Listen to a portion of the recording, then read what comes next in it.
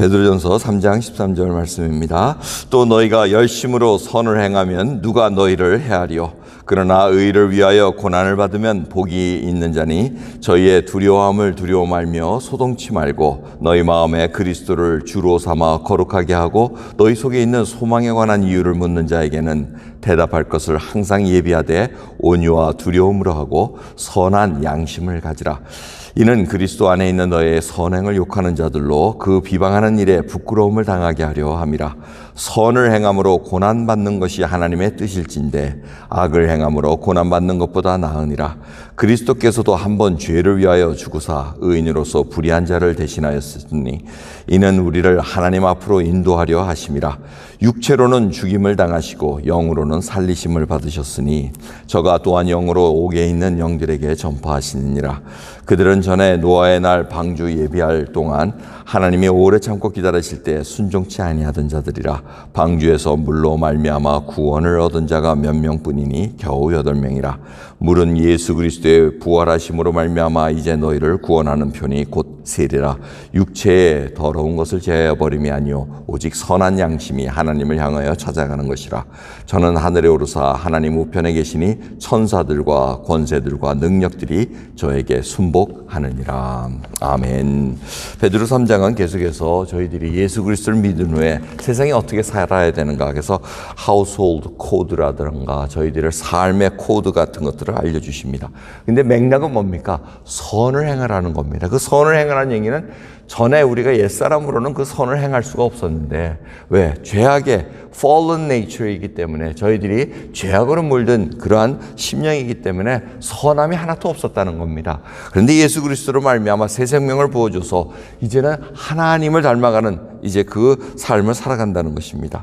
그래서 옛사람과 같은 똑같은 죄에 육체의 소욕대로 행하지 말고 성령의 소욕을 행하라는 그 뜻으로 베드로가 계속해서 저희들에게 알려주고 있습니다. 하나님께서는 그 일들이 정해져 있다는 겁니다. 선택적인 일들이 생긴다는 것을 알려주십니다. 그래서 선함을 행함으로 고난받는 것을 두려워하지 말라.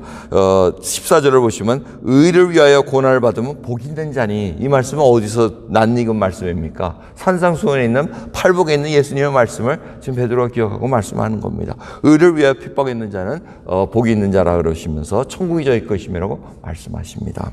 천국을 소유한 자는 지금 현재 우리가 소유하고 있기 때문에 이 의를 위해서 핍박받는 것도 감당한다는 것입니다. 그래서 죄를 짓고 고난받는 거, 이거는 뭐 어쩔 수 없는 것이지만 선을 위해서 고난받는 거, 이거 하나님께 칭찬받을 일이라고 얘기를 합니다. 왜? 세상 사람들은 그 선을 싫어하기 때문에 그렇습니다.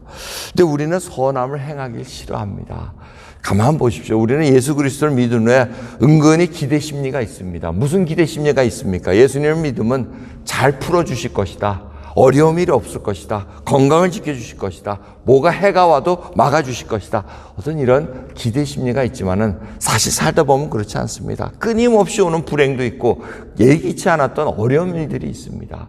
기분 나쁜 일들이 많습니다. 저희 동네 저희가 저 뒤에 이렇게 크리스마스 이거 꽂아놓는 거 있는데, 이게 어디죠? 가라지 문 앞에, 가라지 문이 아니고 저쪽 뒤에, 뒷문 앞에 이렇게 붙여놨는데, 그걸 두고 뛰어갔더라고요.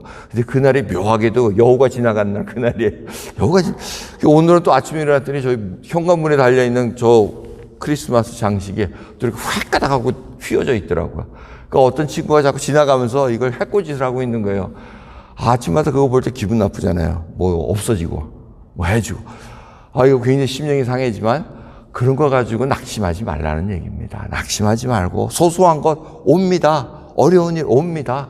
근데 그걸 하나님께서 해결해 주신다고 약속하지 않아요. 선을 행하게끔 하나님께서 계속해서 하나님의 성품을 닮아가는 그 일로 우리를 훈련시키고 연단시키고 이끌어 가신다는 겁니다. 이미 우리는 이긴 팀에 들어와 있고 하나님께서 정해놓으신 그 길로 가게 돼 있습니다. 우리가 아무리 뻗팅겨도 하나님은 끌고 가십니다. 그게 좋은 예가 뭡니까? 요나입니다. 요나가 분명히 하나님의 선지자로서 저 니느웨 악한 백성 가서 회개하라고 말씀 전해, 안 하면 너 죽는다 하고 그 메시지를 전했을 때 요나가 그게 분명히 선한 행함에도 불구하고 도망가 버립니다. 그것도 하나님은 일부러 거역해가지고 배를 타고 멀리 반대쪽으로 가버립니다. 근데 하나님은 그걸 그냥 요나를 내팽개쳐도 되는데 어떻게 합니까? 끝까지 끌고 갑니다. 요나서를 읽어보시면 니느웨 백성이 회개한 게 굉장히 초점이 돼야 될 것 같은데 그게 아니고 누구에 초점이 맞춰져 있습니까? 요나에게 초점이 맞춰져 있습니다. 호박노골 그 잎까지 만들어 가지고 하루에 그 막 불쾌하고 막 기분 나빠하는 요나를 하나님께서 알려주시고 그 다음 결과는 모릅니다. 요나가 어떻게 했는지 모르지만 우리는 상상할 수가 있습니다. 하나님께서는 그 한 영혼을 하나님께서 붙잡아 주셨기에 끝까지 하나님의 눈으로 가질 수 있게끔 훈련시키신다는 겁니다. 여러분 우리가 선함을 하면서 선함을 행하기 싫어할 때가 많습니다. 그런데 사도 베드로도 뭐라 그러십니까? 이 성경 말씀에 하면 축복해 주라고 얘기합니다. 복을 빌어 주라고 얘기합니다. 참 이게 쉽지가 않습니다. 근데 그게 하나님께서 선하시기에 그 선함을 저희들이 알고 배워가고 하나님의 자녀로 살아가기에 또 제사장으로 서 있기에 축복을 해준다는 겁니다. 그런 말씀을 지금 하나님께서 하시면서 궁극적으로는 어떻게 되면 노아의 당시 세대를 얘기를 합니다. 예수님께서도 말씀하신 겁니다. 종말에는 노아의 때와 같다는 것입니다. 홍수가 오듯이 오는데 그때 당시에 해석하기 어려운 그 구절이 있다고 하지만은 문맥상으로 보면은 해석이 가능합니다. 19절 보면 저가 또한 영으로 옥에 있는 영들에게 전파하시니라. 이 얘기는 뭐냐면 지금 그 옥에 가 있다는 겁니다. 감옥에 가 있는 이들인데 누구냐면 방주 때 예수 그리스도의 영으로 말미암아 전파했던 그 소식을 듣지 않았던 방탕하고 폐괴하고 강포가 아주 그냥 끝까지 있었던 그런 악한 자들에게 노아를 통해서 하나님의 메시지가 전달됐다는 겁니다. 방주를 짓는 동안 계속해서 하나님이 누구신가를 알려주고 회개해야 된다는 것을 알려줬음에도 불구하고 그들은 뭐라 그랬겠으면 노아가 미쳤구나. 무슨 물로 심판이 돼. 홍수 그런 거 없어. 마지막 심판 없어. 이런 식으로 계속해서 거절했다는 것입니다. 그런데 그들은 결국 끝이 어떻게 옥에 가 있다는 것입니다. 여러분 그 사실은 지금도 진행되고 있습니다. 저희를 통해서 주님께서 분명히 말씀하셨습니다. 마지막 때 인자가 올 때가 바로 노아의 홍수 같은 때와 같을 거라고 얘기합니다. 그래서 저희들을 통해서 노아와 같이 예수 그리스도의 복음을 전파하게 만드십니다. 근데 듣고 안 듣고는 우리 소관이 아닙니다. 저희는 더 전하면 됩니다. 그 다음에는 하나님께서 그 영에 거듭난 영을 부어주시고 거듭나게 하나님의 은혜로 일어나면 정말 감사한 것이고 또 하나님께서 어떠한 일로 인해서 우리가 볼 수 없는 시간, 알 수 없는 시간대에 하나님께서 역사하실 때도 있습니다. 그래서 저희들이 소관이 아니라는 것입니다. 저희가 감당해야 될 것은 노아와 같이 묵묵히 방주 짓는 것입니다. 방주를 짓고 맡은 일 잘 감당하고 하나님께서 그 방주를 일종의 교회로 예표로 만들어 놓으셨습니다. 이 교회를 통해서 예수 그리스도의 구원이 계속해서 흘러나간다는 걸 알려주시기에 저희들이 그 일을 감당한다는 겁니다. 지금 예수님께서는 부활 승천하셔서 하나님 우편에 앉아 계셔서 세계 만물이 다 그분에게 복종한다고 얘기합니다. 천사들, 권세들, 능력들이 다 그에게 순복하고 있다는 것입니다. 주님께서 말씀만 하시면 정말 우리가 고생 안 해도 됩니다. 그런데 왜 주님께서 그렇게 안 하십니까? 지금 그렇게 하셨다가는 이 추수해야 될 영혼들이 다 싸그리 기회를 놓칠 수가 있다는 것입니다. 그러기에 주님께서 오늘도 참으십니다. 그 참으심으로 말미암아 우리도 지금 은혜를 누리고 산다는 것입니다.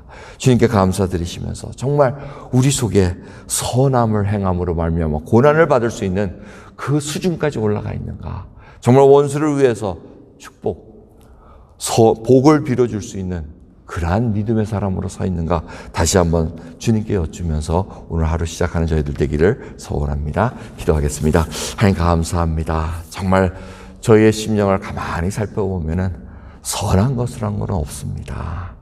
예수 그리스도 때문에 받은 생명, 주의 말씀으로 변화된 새 생명으로 말미암아 거듭난 심령이 선을 쫓아갑니다. 아버지, 하지만 저희들은 살 때마다 정말 오라 나는 공고한 자노라 마음으로 하나님의 법을 사랑한다고 하면서도 행함은 선치 못하는 것을 깨닫게 됩니다. 아버지, 하루하루 주님만 의지합니다. 그래야 주님을 닮아감으로 말미암아 이제는 저희를 핍박하는 자를 위해서도 기도해 줄 수 있고 복을 빌어줄 수 있는 자로 아버지 쓰게 해 주시옵소서. 감사드리며 우리 주 예수 그리스도의 이름으로 기도드리옵나이다. 아멘.